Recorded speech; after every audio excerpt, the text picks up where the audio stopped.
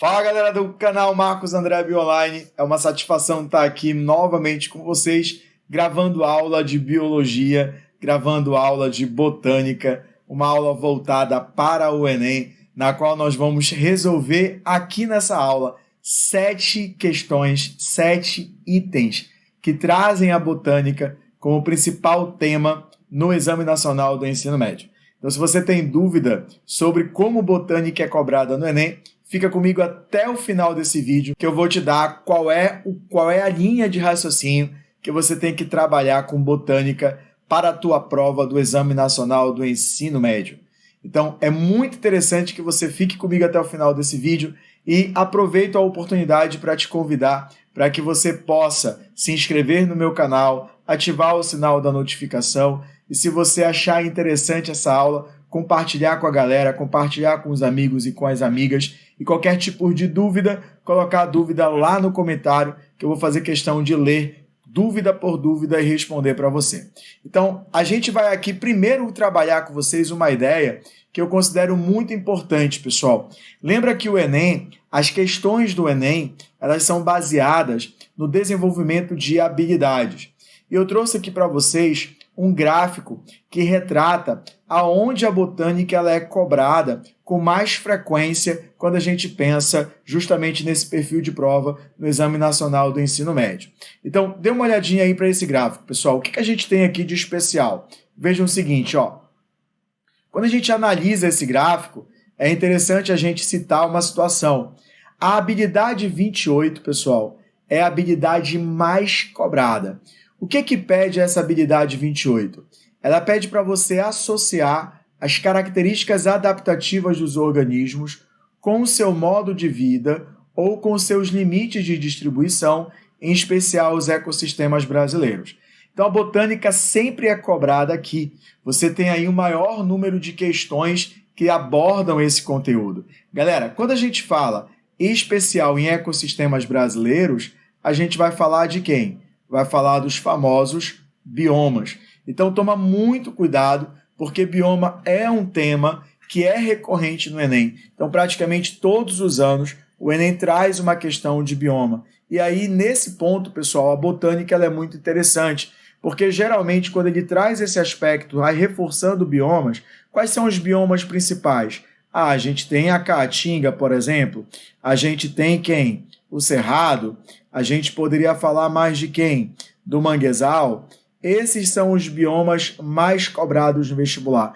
E aí, geralmente, quando eles analisam esses biomas, eles vão pedir características da raiz, característica do caule e característica das folhas. Então, esses são os temas mais cobrados em termos de botânica, quando ele puxa a ideia de analisar os principais biomas. Vejam o seguinte, pessoal, a habilidade 28, que faz parte da competência de número 8, que é uma competência exclusiva da biologia, é uma habilidade interessantíssima e uma das mais cobradas do Exame Nacional do Ensino Médio. Então é muito importante que, ao estudar botânica, você faça essa associação das características adaptativas do vegetal e do ambiente que ele vive, especialmente se você estiver trabalhando com o ecossistema brasileiro.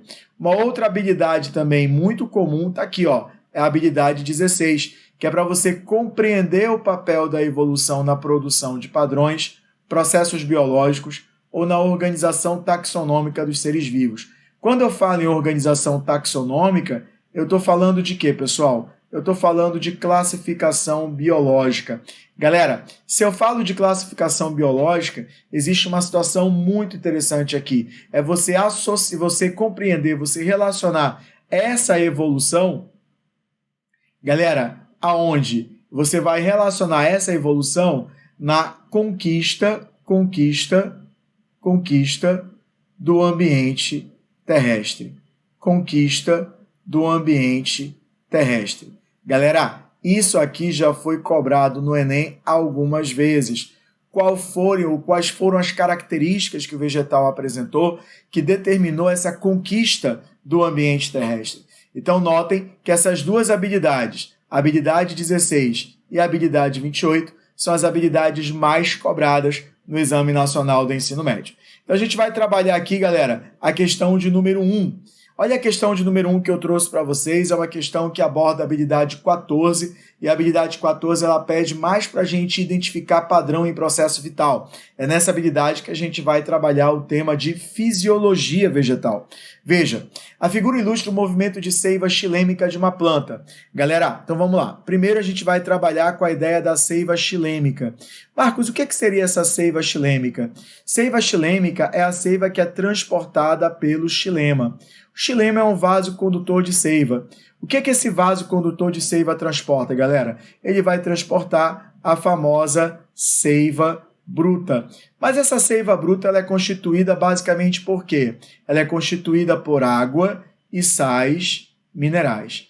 Água e sais minerais são os componentes que vão fazer parte dessa seiva, que é uma seiva bruta, que é uma seiva mineral, que é uma seiva do tipo inorgânica. Galera, quando a gente trabalha o transporte por esse vaso, que é o vaso xilêmico, quando a gente faz a análise do transporte pelo vaso xilêmico, aqui eu tenho a água do solo na forma líquida, aqui eu tenho o xilema, bem aqui eu tenho, pessoal, as raízes, né? Lembra que as raízes têm a função de fazer esse processo de absorção de nutrientes, e bem aqui ele está analisando, galera, a folha. Por que eu sei que ele está analisando a folha? Porque ele traz aqui na imagem os estômatos. Os estômatos são estruturas interessantíssimas. Por que são estruturas interessantíssimas? Porque eles são responsáveis pelo processo chamado transpiração.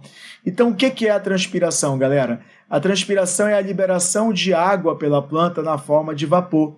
A partir do momento que essa água é liberada na forma de vapor e ela é liberada na folha, eu vou fazer aqui um esqueminha bem aqui ao lado para a gente entender isso aqui.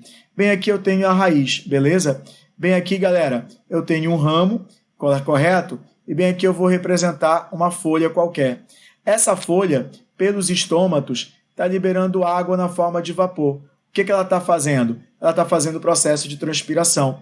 A partir do momento que ela está liberando água na forma de vapor, ela cria uma diferença de pressão. E essa diferença de pressão vai fazer com que ocorra a absorção de água, porém água na forma líquida, pelas células que fazem parte da raiz. Afinal, está havendo perda de água pelas folhas. A água está sendo liberada pelas folhas. Então, a raiz vai absorver água na forma líquida.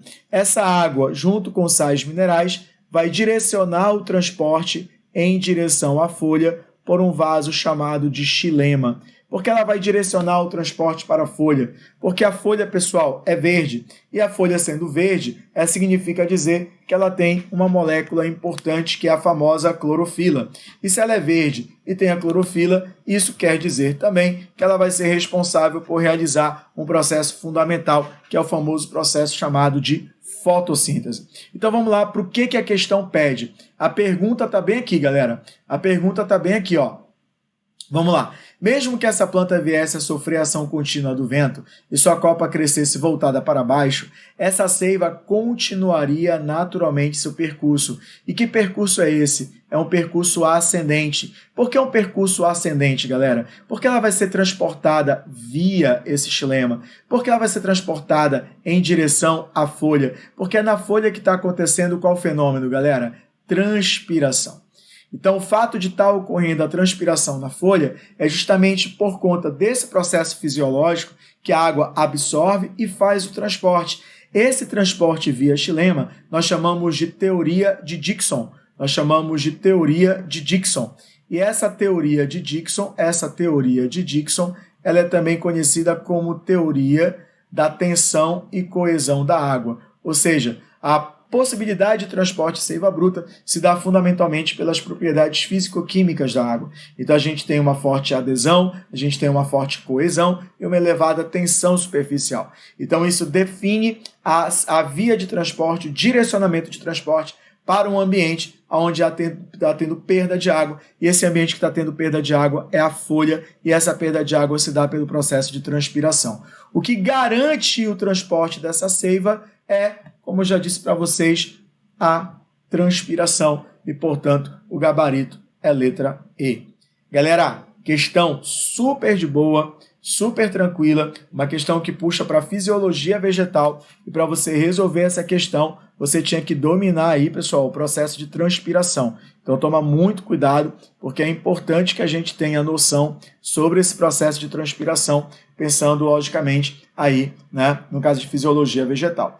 Vamos para uma próxima questão agora.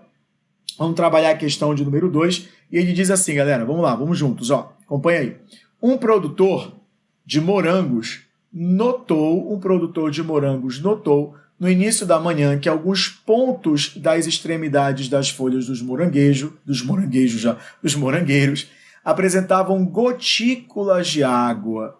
Procurando informação a respeito do fenômeno, o agricultor descobre que é também observado em outras plantas herbáceas de pequeno porte.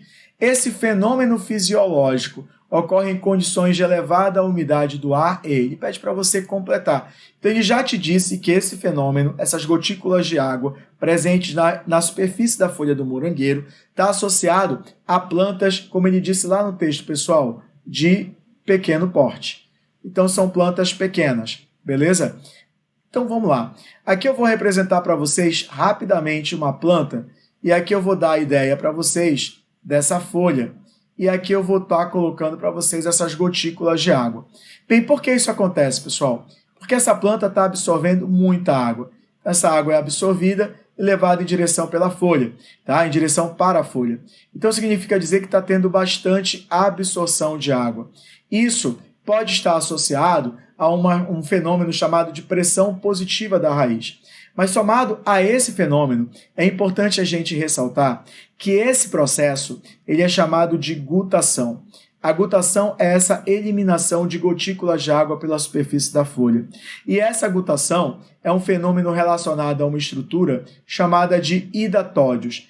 Hidatódios seriam basicamente alguns tipos, como se fossem estômatos modificados. Eu falei para vocês na outra questão a ideia dos estômatos como estruturas importantes para o processo da transpiração vegetal. Aí eu estou falando de hidatódios. Qual é a diferença? É que a gutação é a liberação de água, gotículas de água na forma líquida. A transpiração é a liberação de água na forma de vapor. Mas esse fenômeno de gutação ele está diretamente associado a uma condição do solo. Para que esse fenômeno aconteça, a gente pode dizer que esse solo está fortemente hidratado. Ou seja, significa dizer que a quantidade de água na forma líquida desse solo está muito alta. Então, diante disso, olha o que ele faz a pergunta na questão. O fenômeno fisiológico, ou seja, a gutação, ocorre em condições de elevada umidade do ar e de um solo fortemente hidratado, com abundante suprimento hídrico. Letra correta, B de bola. Então, esse fenômeno que está associado, muitos autores associam a uma pressão positiva da raiz, é típica de plantas de pequeno porte, que acontece em região de altíssima umidade em um solo com bastante água, ou seja, com alto suprimento hídrico. E a questão e a alternativa correta nessa questão é a letra B de bola. Uma questão também super de boa, que traz botânica, que traz fisiologia vegetal. Então a gente está falando aí da habilidade 14. Tudo bem, pessoal? Se você gostou até esse exato momento, cara, dá uma curtida lá no vídeo, né? Se inscreva no canal, compartilhe essa aula. E caso você goste de informação lá pelo Instagram, vá lá e me segue no Instagram, @prof.marcosandrebio. Galera, vamos para a próxima questão agora, para a questão de número 3. Vamos lá. Aqui eu já trago uma questão da habilidade 16, galera. Olha só. Durante a sua evolução, olha como ele trouxe a palavra evolução, né? As plantas apresentaram grande diversidade de características, a quais permitiram a sua sobrevivência em diferentes ambientes. E aí ele segue. Na imagem, 5 dessas características estão indicadas por números. 5 dessas características estão indicadas por números. Então ele traz aqui uma alga verde ancestral. Aqui eu tenho o processo número 1. Tudo bem? Aí eu tenho esse processo aqui de diversificação que deu origem às hepáticas, que são briófitas, os antóceros são também briófitas e os musgos são também briófitas. Então, eu tenho essa característica número 1 aqui que é interessante. A característica número 2 está bem aqui e ela vai estar presente associando, né? Aqui eu tenho, por exemplo, algumas pteridófitas, Tudo bem, pessoal? Como samambaia, cavalinhas, etc. E essas licófitas, que são plantas também interessantes para a gente analisar. Essa característica número 3 vai fazer a diferença de gimnospermas e angiospermas. A característica número 4 e a característica número 5 já são exclusivas de gimnosperma e angiosperma, respectivamente. Então ele diz, a aquisição evolutiva que permitiu a conquista definitiva do ambiente terrestre. Essa conquista definitiva do ambiente terrestre está associado, galera, primeiro, a uma redução da perda de água. Tá? Então as plantas, de uma certa maneira, têm características que permitem a redução da perda de água. Uma outra característica ainda interessantíssima e fundamental para a questão é a independência da água para o processo de reprodução. E aí, como é que a planta adquire essa independência? Opa, escrevi aqui errado. Como é que a planta vai adquirir, galera, essa independência da água para o processo de reprodução? Né? Então, isso aqui é muito importante para a gente. Então, sempre que a gente faz referência a essa independência, agora sim, essa independência da água para o processo de reprodução, a gente vai associar a uma estrutura muito importante, que é o famoso grão de pólen. Notem o seguinte, que ele trouxe aqui as legendas. Ó. Número 1, embrião protegido por gametófito. Número 2, tecidos verdadeiros. Número 3, formação do tubo polínico. Número 4, polinização pelo vento. Número 5, produção de frutos. Então, note o seguinte, que a independência da água para a reprodução está diretamente associada à formação do grão de pólen e, consequentemente, do tubo polínico. Então, a gente precisa identificar esse processo bem aqui. Então, esse processo de número 3 é o que determina diretamente a conquista, em definitiva, do ambiente terrestre. E aí, por conta disso, o gabarito da questão é a letra C de casa. Galera, o Enem já trouxe a mesma abordagem, esta mesma abordagem, em 2 oportunidades. Então, em 2 momentos, o Enem já cobrou a mesma ideia, a conquista definitiva do ambiente terrestre, a partir do desenvolvimento do grão de pólen. E se a gente perguntar qual foi a planta que fez essa conquista definitiva, a resposta é simples, objetiva e direta, galera. Gimnosperma. Então, as gimnospermas foram as primeiras plantas que conquistaram definitivamente o ambiente terrestre, pois foram as primeiras que apresentaram o grão de pólen. Tudo bem? Vamos lá para a 4ª questão, galera. Questão de número 4. Olha o que eu trouxe aí, ó. A irradiação e o sucesso evolutivo das angiospermas estão associados à ação de animais que atuam na polinização de suas flores, principalmente os insetos. Nessa relação, os insetos foram e ainda são beneficiados com alimento. Para as angiospermas, essa coevolução foi vantajosa. Ou seja, o que ele está dizendo, galera? Ele está dizendo o seguinte, que os insetos se beneficiam dessa relação ecológica porque eles obtêm alimento. E ele quer saber o seguinte, para as angiospermas, essa relação com o inseto, ela é vantajosa porque, galera, quando a gente fala de angiosperma, quando a gente fala sobre as angiospermas, o que a gente tem que lembrar? Que essas plantas, elas apresentam flores, mas apresentam também frutos. Galera, quando eu falo das flores, elas são interessantes para atração. E elas vão atrair o que, galera? Polinizadores. Polinizadores. E a partir do momento que elas atraem polinizadores, elas aumentam a taxa de um fenômeno chamado de polinização cruzada. E quando eu falo em polinização cruzada, automaticamente eu falo em aumento de variabilidade genética.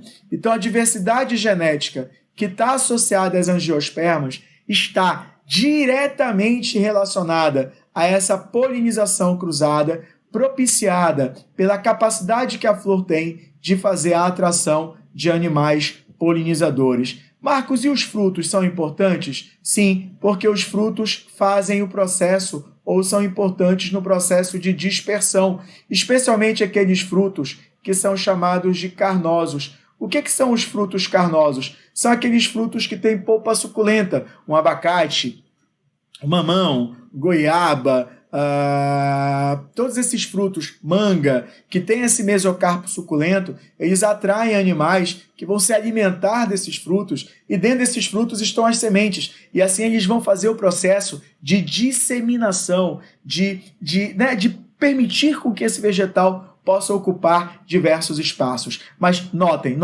olha o que ele quer, galera. Ele quer a irradiação adaptativa, o sucesso evolutivo das angiospermas. E quando eu falo em sucesso evolutivo, eu tenho que trazer a ideia da variabilidade genética. E essa relação ecológica entre os insetos polinizadores e as plantas angiospermas garante esse aumento da variabilidade genética. E isso foi importante para o sucesso evolutivo, para esse processo de irradiação adaptativa dessas plantas. Olha a habilidade 16 aí, bem clara, bem bonitinha, né, que é compreender o papel da evolução na produção de processos e padrões. Olha como isso está bem evidente aí na questão do Enem de 2020. Tudo bem, galera? Beleza? Se pintar alguma dúvida, coloca lá nos comentários. Vamos agora para a questão de número 5. Vamos lá para a questão de número 5, galera.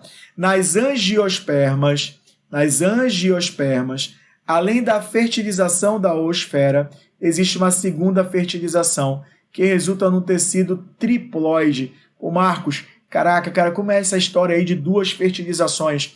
Galera, basicamente, a gente vai relacionar o seguinte, acompanha aí, galera. Vamos supor que aqui a gente tenha um carpelo, tá? Deixa eu ajeitar aqui minha mesa digitalizadora, para ficar bem legal o processo. Ajeitar aqui um pouquinho a câmera, só para que vocês possam acompanhar direitinho, tá? Para o desenho ficar mais responsa. Então deixa eu apagar aqui, deixa eu apagar aqui. Vamos lá. Beleza. Então, vou mostrar aqui para vocês, ó. Vamos lá. Galera, então acompanha aqui o raciocínio. Vamos supor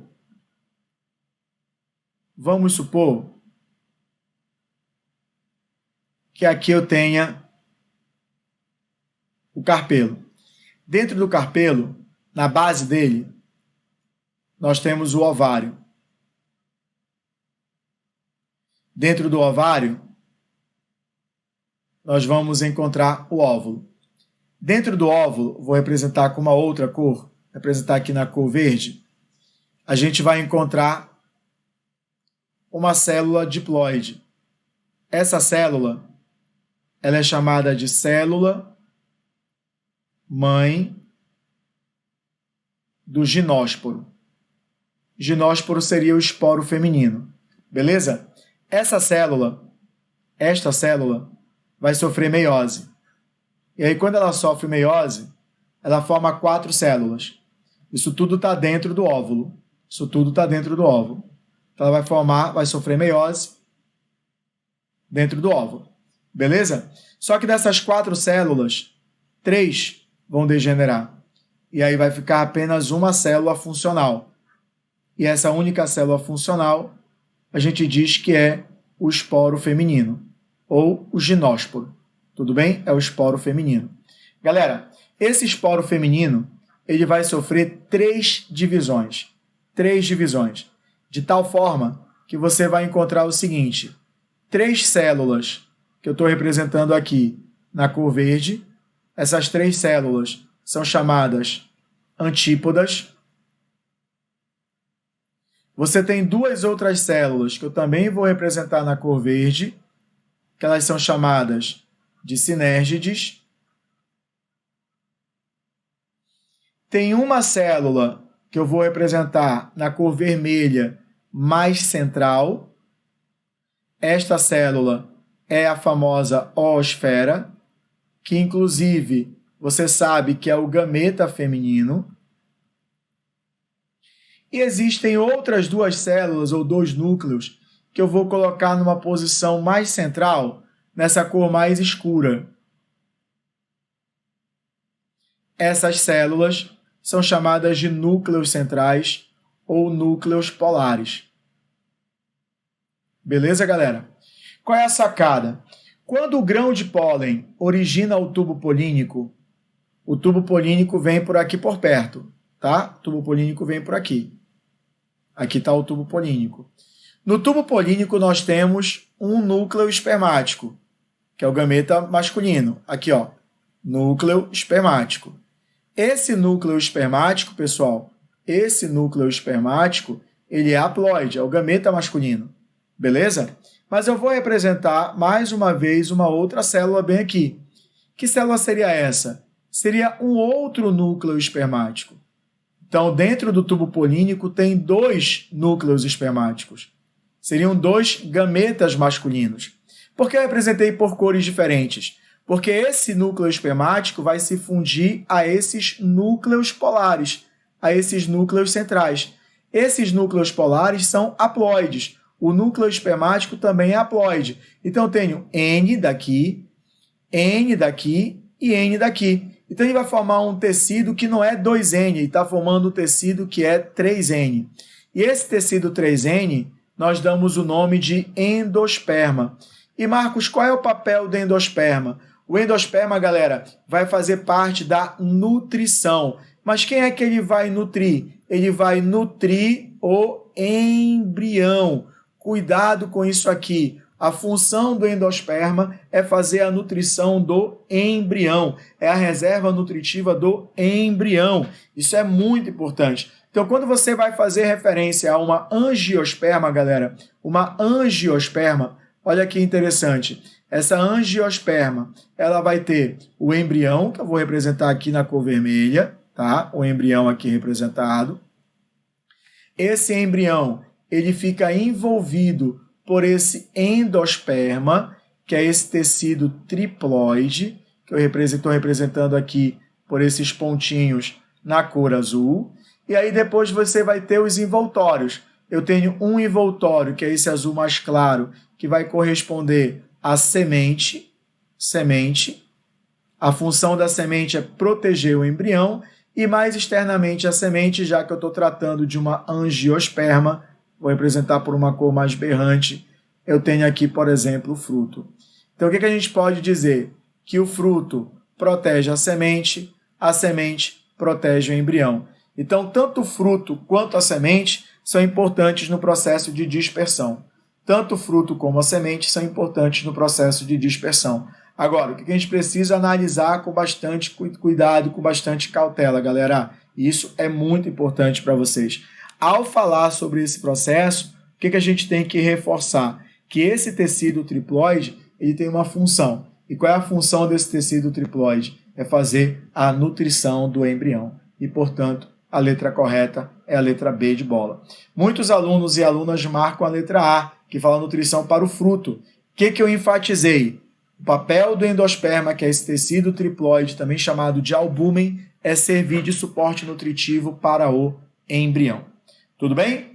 Tranquilo? Vamos lá, galera. Faltam 2 questões para a gente finalizar a nossa aula. Vamos lá juntos. Ó, a vegetação apresenta adaptações ao ambiente, como plantas arbóreas e arbustivas, com raízes que se expandem horizontalmente. Deixa eu colocar aqui a cor que a gente estava trabalhando, que é a cor vermelha. Se expandem horizontalmente, permitindo forte ancoragem no substrato lamacento. Raízes que se expandem verticalmente, por causa da baixa oxigenação do substrato. Folhas que têm glândulas para eliminar o excesso de sais. Folhas que podem apresentar cutícula espessa para reduzir a perda de água por evaporação. As características referem-se a qual bioma? Galera, se você está falando de raízes que estão dispostas horizontalmente, permitindo forte ancoragem ao substrato, a gente está falando de raiz do tipo escora. Se eu estou falando de raízes que estão associadas a baixa oxigenação, eu estou falando de uma raiz respiratória.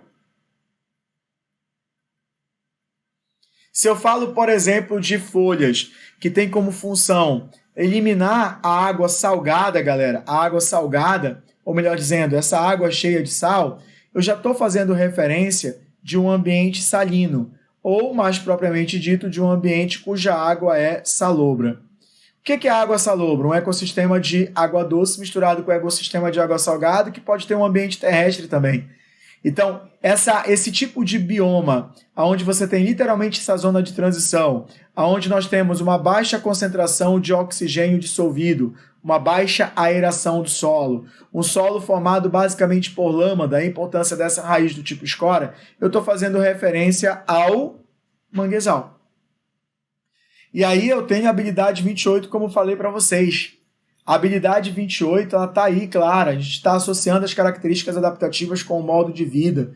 A gente está falando dessas características com um bioma especial.